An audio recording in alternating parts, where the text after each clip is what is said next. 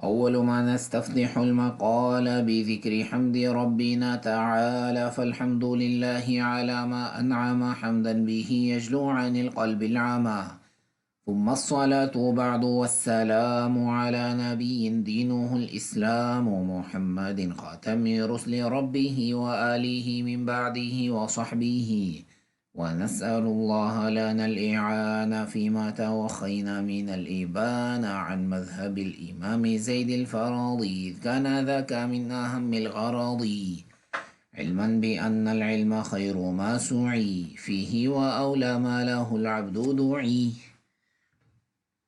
وبعد، الفصل الرابع، یہاں پر شیخ رحمہ اللہ احوال ذوی الفروض، وہ وارث کہ جن کا حصہ قرآن پاک میں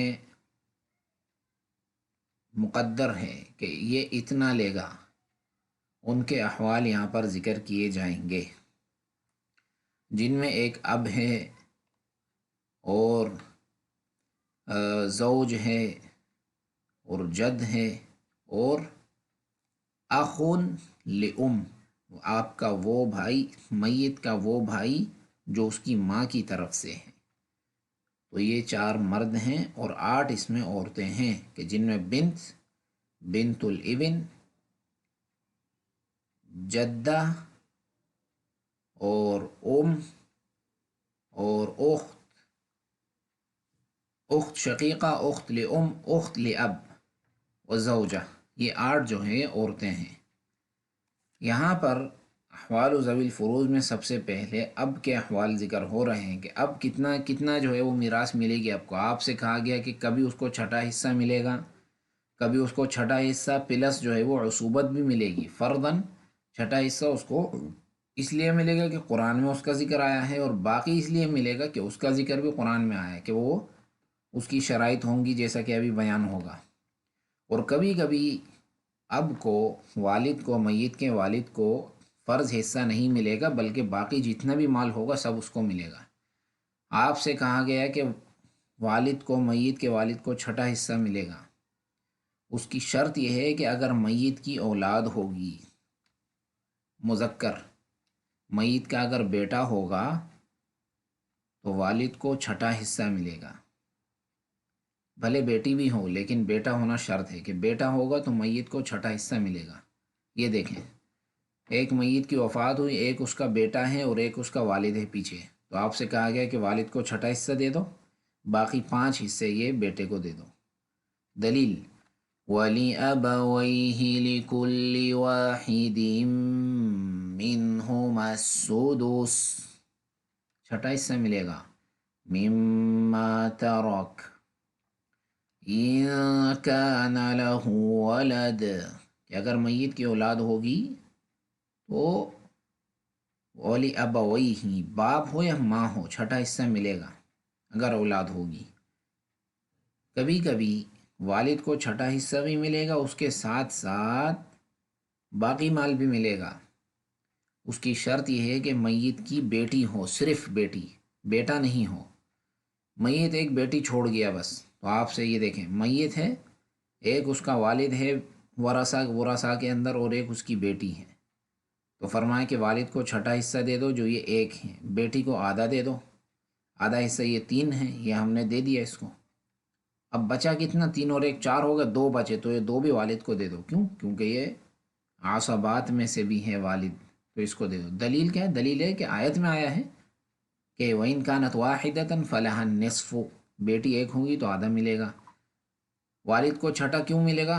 وَلِأَبَوَيْهِ لِكُلِّ وَاحِدٍ مِّنْهُمَا السُّدُسُ مِمَّا تَرَكَ إِن كَانَ لَهُ وَلَدٌ، تو یہاں پر اولاد ہے نا، تو چھٹا مل گیا۔ اب یہ 2 کیوں ملے؟ 2 اس لیے ملے کہ الحق الفرائض بأهلها فما بقي فهو لأولى رجل ذكر، یہ میراث فرائض یہ ان کے اہل کو جلدی جلدی پہنچا دو، جو باقی رہ جائے وہ پہلے مرد کو دے دو، یعنی جو میت کے زیادہ نزدیک ہے، اور وہ ہے والد، تو اس کو دے دو۔ کبھی کبھی والد کو جو ہے وہ سارا مال ملے گا پورا، باقی فقط جو بھی بچے گا وہ والد کا ہوگا، فرض حصہ اس کا کوئی نہیں ہوگا۔ وہ صورت میں کہ عدم وجود الولد، ایک میت کی وفات ہوئی اور اس میت کی اولاد ہے ہی نہیں، نہ مذکر اولاد ہے نہ مؤنث، نہ اس کے بیٹی ہے نہ بیٹا، کوئی بھی نہیں ہے اس کا. یہ دیکھیں ایک میت، ایک عورت وفات ہو گئی اس کی، پیچھے اس کا ایک خاوند ہے اور ایک اس کا والد ہے. تو آپ سے کہا گیا کہ خاوند کو تو دے دو نصف کیونکہ اولاد نہیں ہے. تو خاوند کو کہ فَإِن لَّمْ يَكُن لَّهُنَّ وَلَدٌ فَلَكُمْ وَلَكُمْ نِصْفُ مَا تَرَكَ أَزْوَاجُكُمْ، جیسا کہ قرآن میں آیا سورہ النساء میں. تمہاری بیویاں جو چھوڑ جائیں تو تمہارے لیے اس میں سے آدھا حصہ إِن لَّمْ يَكُن لَّهُنَّ وَلَد، کہ اگر تمہاری بیویوں کی اولاد نہ ہو تو تمہارا آدھا مال ہم نے دے دیا. فَإِن لَّمْ يَكُن لَّهُ وَلَدٌ وَوَرِثَهُ أَبَوَاهُ فَلِأُمِّهِ الثُّلُثُ.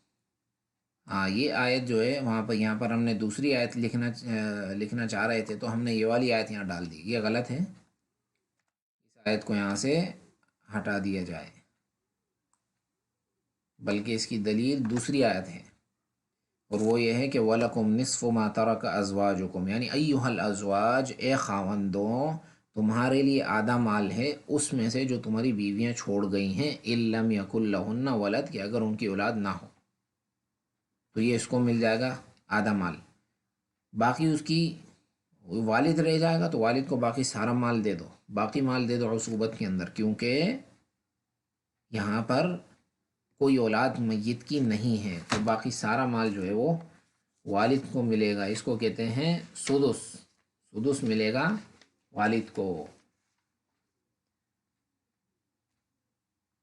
اور یہ جو ہے وہ والد کو سدس جب ملے گا جب وہ اس کی میت کی اولاد ہوگی، جیسا کہ انہوں نے ابو عبداللہ نے کہا فَالْأَبُ يَسْتَحِقُّهُ مَعَ الْوَلَدِ وَهَكَذَا الْأُمُّ بِتَنزِيلِ الصَّمَدِ، کہ باپ کو تو چھٹا ملے گا کہ جب اس کی اولاد ہوگی میت کی.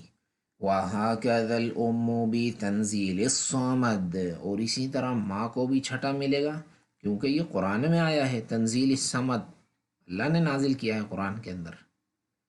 تو یہ تو ہو گیا والد کے تین احوال ہیں.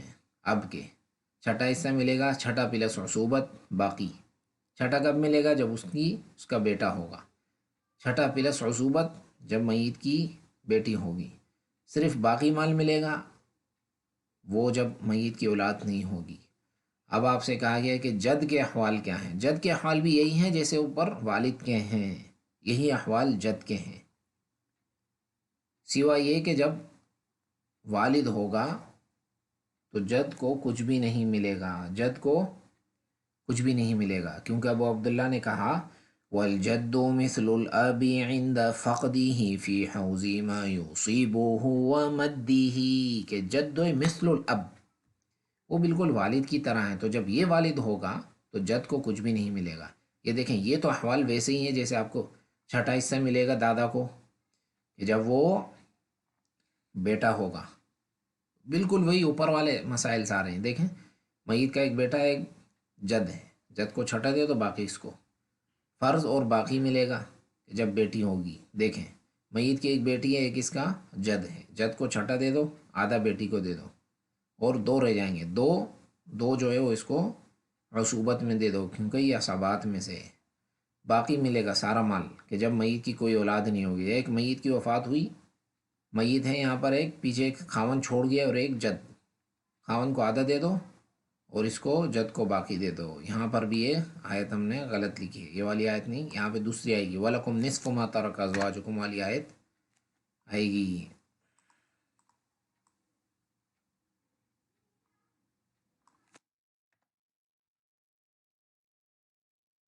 اور آپ سے فرمایا گیا کہ جد کو کچھ بھی نہیں ملے گا کہ جب اب ہوگا. میت کا پیچھے اب ہے تو جد کو کچھ نہیں ملے. دیکھیں ایک میت کی وفات ہوئی، پیچھے ایک خاون چھوڑ گیا، ایک میت کے والد ہیں اور ایک میت کے جد ہیں، تو جد کو کچھ بھی نہیں ملے گا کیونکہ والد ہیں. اور قاعدہ یہ ہے کہ الاقرب فالاقرب، جو میت کے نزدیک ہوگا وہ میراث لے کے جائے گا. تو باپ جو ہے وہ زیادہ نزدیک ہے تو باپ لے جائے گا، دادا کو کچھ بھی نہیں ملے گا. دو سے مسئلہ بنے گا، آدھا یہ لے جائے گا اور آدھا باقی جو ہے والد کو ملے گا. یہ آدھا ہی ہے لیکن والد کو جو ملا ہے یہ آدھا ہی ہے، لیکن ہم اس کو آدھا نہیں کہیں گے، ہم اس کو باقی کہیں گے کہ باقی مال والد کو ملا ہے. تنبیہ مہم، ایک ضروری مسئلہ وہ یہ کہ ہم نے آپ سے یہ کہا کہ الجد کالاب والجد مثل الاب عند فقدہ، کہ جد جو ہے وہ بالکل والد کی طرح ہے جب والد نہ ہو، لیکن 4 مسائل ایسے ہیں کہ جن میں جد اب کی طرح نہیں ہے۔ ان میں ایک مسئلہ یہ کہ الاب یحجب ام الاب ولا یحجبها الجد، کہ اب جو ہے والد وہ والد کی ماں کو محجوب کر دے گا، لیکن جد اس کو نہیں کرے گا، کیونکہ جد کی تو وہ بیوی ہے۔ مثال، ایک میت جو ہے اپنے پیچھے ایک جدہ چھوڑ کے گیا ہے من جہت الاب، اور ایک وہ میت اپنے والد کو پیچھے چھوڑ کے گیا ہے اور اس کی کوئی اس کے وارث نہیں ہے سوائے اب کے اور جدہ کے۔ تو آپ سے کہا گیا یہ جدہ جو ہے یہ اس اب کی ماں ہے، اس اب کی ماں ہے، تو اب یہ میت سے تھوڑی دور ہے، اس باپ کے ذریعے سے اس کا واسطہ بنا ہے میت سے، یعنی یہ جدہ جو ہے یہ اس اب کی ماں ہے اور اس میت کے باپ کی ماں ہے۔ تو یہاں پر آپ سے کہا گیا کہ سارا مال والد کو دے دو، جدہ کو کچھ بھی نہیں ملے گا، کیونکہ قاعدہ یہ ہے کہ الاقرب فالاقرب، یہ میت کے زیادہ نزدیک ہے تو دور ہے، ادھر اس کے ذریعے واسطے میں آ رہی ہے، اس باپ کے ذریعے میت تک پہنچ رہی ہے یہ، تو باپ کو دے دو، پیچھے نہ لے کے جاؤ مال، باپ کو سارا مال دے دو۔ تو اس مسئلے میں اب جو ہے وہ جد کی طرح نہیں ہے، کیونکہ دیکھیں یہی مسئلہ آپ یہاں پر لائیں، اب کی جگہ آپ جد لگا دیں اور یہ جدہ لگا دیں یہاں پر، تو آپ دیکھیں یہاں پر جدہ آ گئی، تو آپ سے کہا گیا ہے کہ جدہ کو چھٹا حصہ دے دو، چھٹا حصہ، کیونکہ یہ دونوں ایک ہی درجے میں ہیں، یہ میت کا دادا ہے، یہ میت کی دادی ہے، دونوں جو ہے وہ میت کے قریب ہیں، تو اس کو چھٹا حصہ دے دو اور باقی مال جد کو دے دو۔ تو اس مسئلے میں اب جو ہے وہ جد کی طرح نہیں ہے۔ اب آپ سے کہا گیا کہ دوسرا مسئلہ کہ جس میں الجد لیس کالاب اذا کان الورثۃ ابوین، کہ اگر میت کے ورثہ والد اور والدہ ہوں، واحد الزوجین، اور یا خاوند یا بیوی ہو، فللام ثلث الباقی، تو ماں کو ثلث باقی بعد حصۃ احد الزوجین ملے گا، کہ زوج یا زوجہ کا حصہ دینے کے بعد جو مال باقی بچے گا اس کا ثلث ماں کو دے دیا جائے گا۔ وَإِن كَانَ مَكَانَ الْأَبِ جَدٌّ فَلِلْأُمِّ ثُلُثُ الْكُلِّ، لیکن اس مسئلے میں اگر والد کی جگہ پر جد ہوگا تو ماں کو ثلث کل ملے گا، وَهُوَ مَعْمُولٌ بِهِ۔ دیکھیں یہاں پر میں آپ کو اس مسئلے کی جو ہے وہ مثال میں آپ کو دوں، اب دیکھیں یہاں پر بسم اللہ، ایک میت ہے وہ اپنے پیچھے چھوڑ کے گیا ہے، اذا کان الورثۃ ابوین، دیکھیں اب ام، ٹھیک ہے، ایک میت پیچھے چھوڑ گیا اب اور ام، ابوین واحد الزوجین، اور ایک اس میں خاوند ہے، یہاں پر زوجہ کر لو، زوجہ۔ اب دیکھیں اس مسئلے کو، تو یہاں پر آپ سے کہا گیا ہے کہ فَلِلْأُمِّ ثُلُثُ الْبَاقِي بَعْدَ حِصَّةِ أَحَدِ الزَّوْجَيْنِ۔ اب دیکھیں قرآن میں یہ آیا ہے کہ زوجہ کو اگر اولاد نہیں ہوگی وَلَهُنَّ الرُّبُعُ مِمَّا تَرَكْتُمْ، کہ خاوند مرا ہے تو اور اولاد نہیں ہے تو عورت کو یہاں پر چوتھا حصہ ملے گا، اور ماں کا حصہ یہاں پر کیا ہے، ثلث الباقی، نصف، ربع، ثمن، ثلث، تو مسئلہ یہاں پر 12 سے بنے گا، جیسا کہ پیچھے ہم نے آپ کو اس کا قاعدہ ہم بیان کر چکے ہیں، اس کا حصہ ثلث، ثلث الباقی، اور اس کا حصہ ربع، ثلث، نصف، ربع، ثمن، تو ربع نوع اول کا خلط ہوا ہے نوع ثانی سے، جیسا کہ ہم نے ابتدائی کتاب میں آپ کو بیان کیا، تو یہاں پر وہ قاعدہ چلائیں گے تو مسئلہ 12 سے بنے گا۔ اب دیکھیں یہاں پر آپ سے کہا گیا کہ سب سے پہلے زوجہ کو تو دے دو، کتنا، اس کو دے دو ربع، 12 کا ربع کتنا ہے، 3، 3 3 6 3 9 3 12، ربع اس کا ہوا 3، اچھا اب آپ سے کہا گیا کہ ماں کو دے دو ثلث الباقی. ثلث الباقی، دیکھیں اب باقی کتنا بچا ہے، 12 سے آپ 3 کو مائنس کریں گے تو 9 بچیں گے. 9 کا ثلث کتنا ہے، 9 کا ثلث ہے 3، تو ماں کو دے دیں 3. ٹھیک. آپ سے کہا گیا کہ باقی یہاں پر اب جو باقی بچے گا وہ والد کو دے دو، وہ ہے 6. تو یہ آپ کا مسئلہ حل ہو چکا، یہ اس کا حل ہے. اور یہ اس طرح بھی ہو سکتا ہے کہ آپ 4 سے مسئلہ بنا لو، ایک ربع زوجہ کو دے دو، ثلث الباقی 3، 3 بچے گا، ایک اس کو دے دو، 2 اس کو دے دو، ویسے بھی ہو سکتا ہے. اور 12 سے بنائے یہ بھی صحیح ہے، دونوں طریقے صحیح ہیں.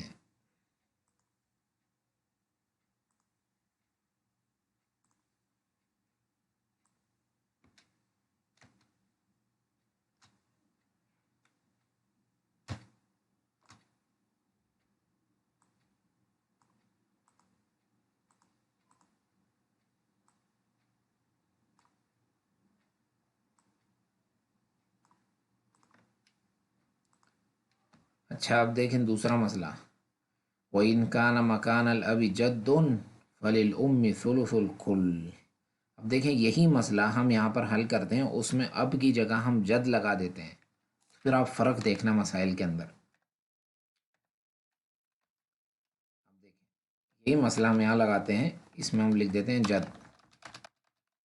جد ہے، ہے اور زوجہ مثال کے طور پہ.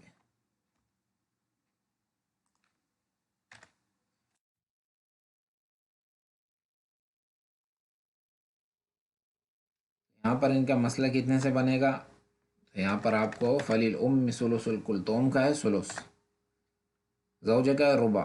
مسئلہ کتنے سے بنے گا، 12 سے ہی مسئلہ بنے گا. یہاں پر آپ آئیں نیچے،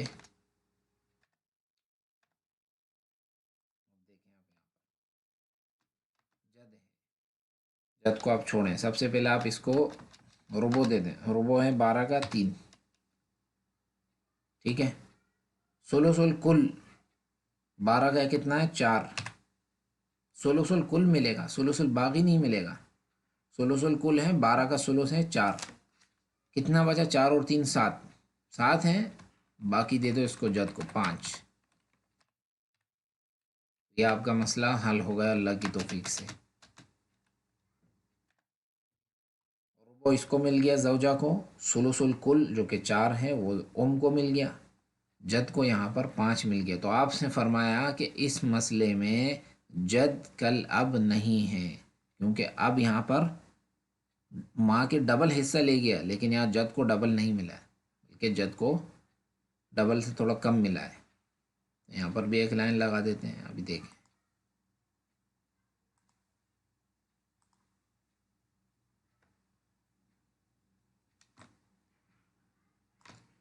تو یہ آپ کا مسئلہ حل ہو گیا اس طریقے سے.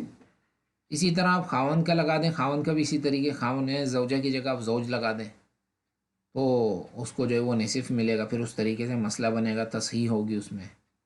واللہ عالم. تیسرا مسئلہ الجد یحجب الاخوة مطلقا، یحجب الاخوة مطلقا عند ابی حنیفہ رحمہ اللہ وهو الظاہر، وقال صاحباه الجمہور یحجبون بالاب دون الجد. یعنی جمہور کا مذہب یہ ہے اس مسئلے میں کہ دیکھیں اگر میت پیچھے جد اور اخوہ چھوڑ کے گیا ہے تو یہ دونوں شریک ہوں گے. جد کو بالکل ایسے شمار کر لیا جائے گا گویا کہ یہ بھی میت کا بھائی ہے، تو ان سب میں مال تقسیم کر دیا جائے گا. جبکہ امام ابو حنیفہ رحمہ اللہ کا مذہب جو کہ زیادہ راجح مذہب ہے وہ یہی ہے کہ الجد کل اب، اس مسئلے میں جد بالکل اب کی طرح ہے. اخوہ کو کچھ بھی نہیں ملے گا، سارا مال جد کو دے دو. تو یہ ہوا تیسرا مسئلہ. چوتھا مسئلہ وہ ہے کہ الرابع وهذه المسألة ترد عند ابی یوسف رحمہ اللہ، فقال اذا ترك الميت ابن المعتق وأبا المعتق فللأب السدس والباقي للابن بخلاف الجد، فإن المال كله لابن المعتق دون جده، وعند الطرفين والجمهور المال کلہ لابن المعتق فی الحالتین. تو دیکھیں یہ بھی امام ابو یوسف کے نزدیک صرف مسئلہ ہے، یہ جمہور کے نزدیک نہیں ہے. تو ان چاروں مسئلوں میں اگر آپ راجح قول پوچھیں تو راجح قول یہی کہ صرف دو مسئلے ایسے ہیں کہ جن میں جد کل اب نہیں ہے، باقی ان دونوں مسئلوں میں جد کل اب ہے راجح قول کے مطابق. یعنی جد ہوگا تو بھائیوں کو کچھ بھی نہیں ملے گا کیونکہ الجد کل اب. اور اسی طرح اس مسئلے میں بھی، اس مسئلے میں ابن کو سب کچھ ملے گا کیونکہ ابن مقدم ہے، یہاں پر بیٹا مقدم ہے. عصبات میں تقدیم کیا ہے؟ سب سے پہلے ترتیب کیا ہے عصبہ کی؟ ابن ابن ابن ابن نیچے تک کتنے بھی چلے جائیں، پھر ہے اب جد جد جد اوپر تک چلے جائیں، پھر ہے اخ وغیرہ وغیرہ، اخ لی اب، اخ شقیق، پھر ہے عم شقیق، عم لی اب. تو یہ ترتیب ہے. تو سب سے پہلے عصبات میں ترتیب جو ہے وہ ابن کی ہے تو ملے گا ابن کو. تو یہ ترتیب ہے راجح قول کے مطابق. دونوں میں تین اور تیسری چوتھی حالت میں وہ کوئی فرق نہیں ہے. الجد کل اب، بالکل یہ بالکل والد کے جیسا ہے. اور اس مسئلے میں امام ابو یوسف کا یہ صرف مذہب ہے کہ اس کو جو ہے وہ جد کو وہ یہ کہتے ہیں کہ فَإِذَا تَرَكَ الْمَيِّتُ ابن المعتق، میت جو ہے ایک اپنے معتق کا ابن پیچھے چھوڑ گیا ہے اور ایک اس کا معتق کا والد ہے، تو فَلِلْأَبِ السُّدُسُ وَالْبَاقِي لِلْإِبْنِ. یہ کہتے ہیں امام ابو یوسف. بخلاف الجد، کہتے ہیں کہ اگر اس مسئلے میں والد ہوگا تو اس کو چھٹا دے دو، لیکن اگر جد ہوگا تو سارا مال بیٹے کو دے دو، جد کو کچھ بھی مت دو. لیکن راجح قول یہی ہے کہ الجد کل اب، کچھ بھی نہیں ملے گا، نہ والد کو نہ دادا کو. بیٹا ہے تو سارا مال وہ لے جائے گا اس مسئلے کے اندر.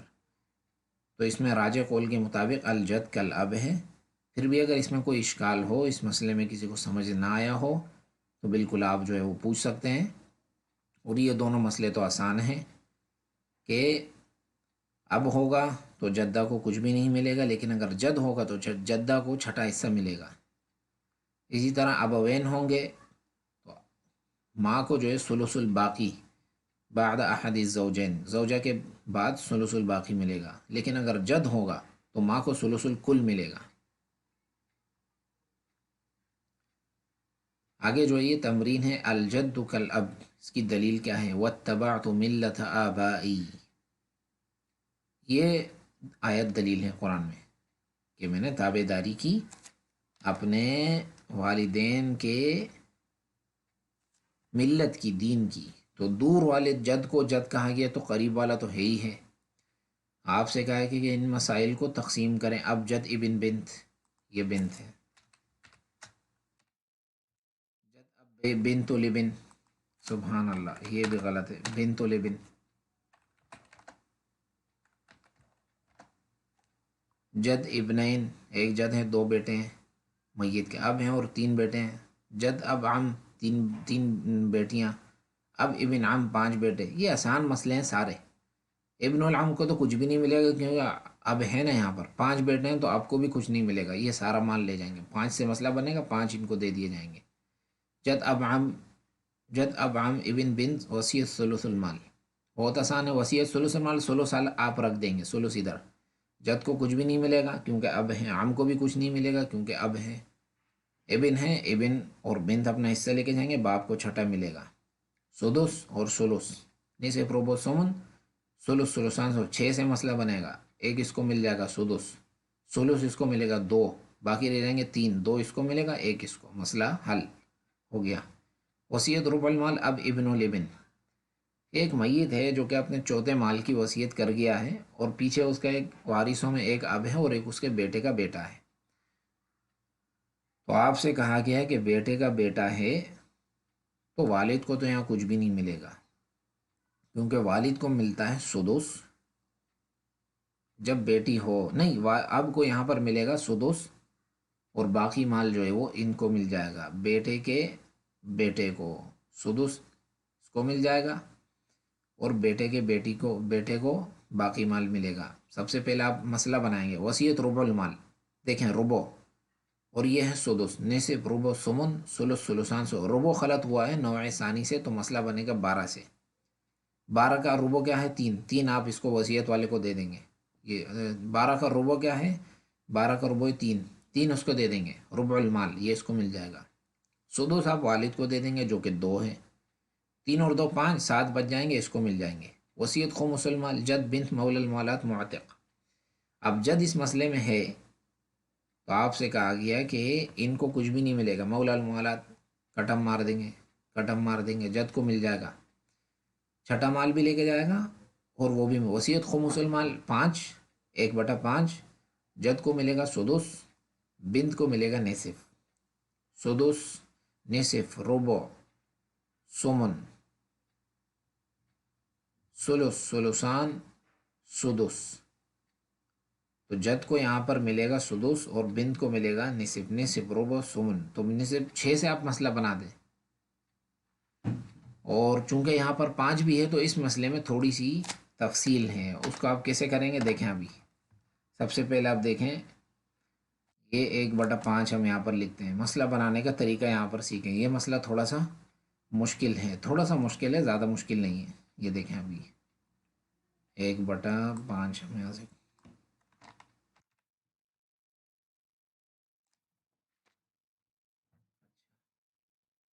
اب دیکھیں آپ کنٹرول بھی،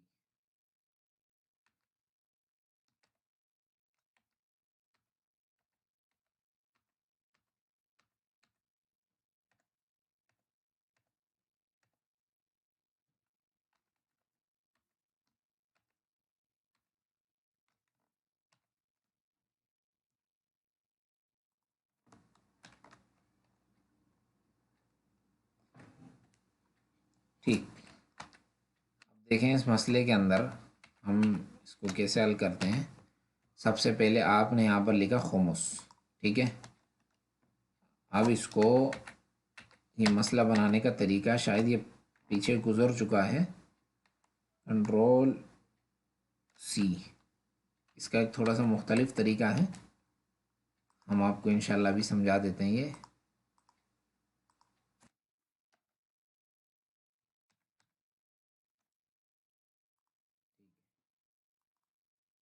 خمس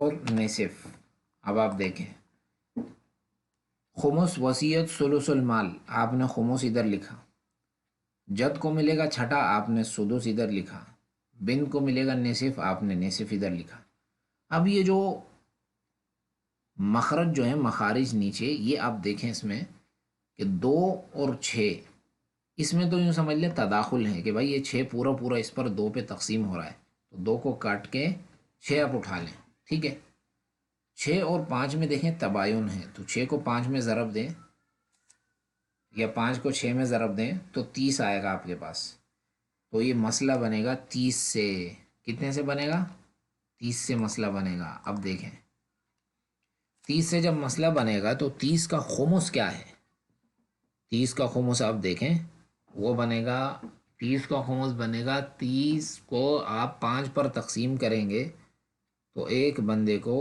6 ملیں گے، یعنی 6 6 12، 12 12 24، 24 اور 5 24 اور 6 30، تو آپ کو ملے گا کہ 30 کو اگر آپ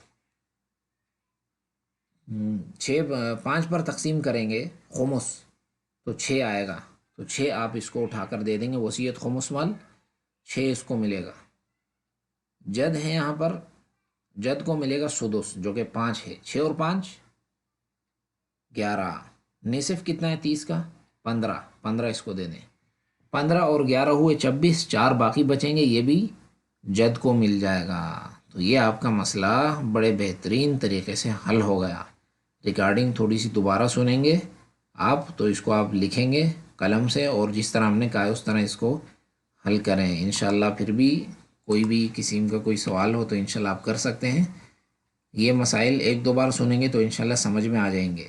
احوال الام، احوال اولاد الام، یہ انشاءاللہ اگلے درس میں ہم اس کو بیان کریں گے۔